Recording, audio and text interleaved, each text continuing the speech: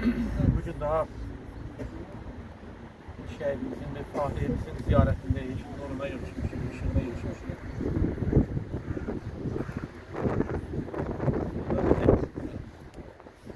Ferhat adlı bir şehidimiz var. Onu da bugün şehadet videosu olarak. Çok maraqlıdır. Şehidimiz de Ferhat. Diğer şehidimiz de Ferhat'dır.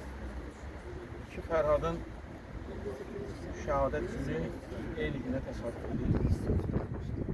Hətta anası deyir ki, bir sinifdə oxudularmış. Bunlar təsadüf mi, qismət mi, Allah'ın möcüzəsi mi, sirri mi? Biz elə bundan sonra şəhidlər haqqında danışanda, onların həyatını araşdıranda mən həmişə demişəm, hər bir şəhidin həyatında özəl, hər bir insanın həyatında kiçik bir dünyası var. Şəhidlərin də həyatında dünyalar var.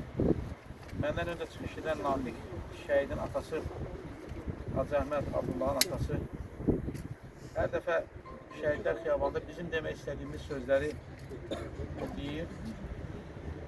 Bunun özü üçün də ağırdır, bizim üçün də ağırdır, amma həm də qurur vericidir. Bir valideynin, bir atanın şəhidlərin məzarı üzərində belə çıxış etməyi, danışmağı, səbir, təmkin göstərməyi.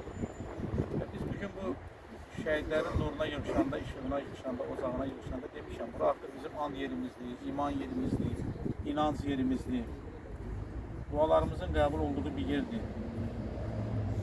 Biz inanclı insanlar şəhid deyəndə İslamın ilk şəhidləri Peyğəmbərin əmisi Həmzə Seyid-i Şühada olub. Cəfəri Təyyar olub.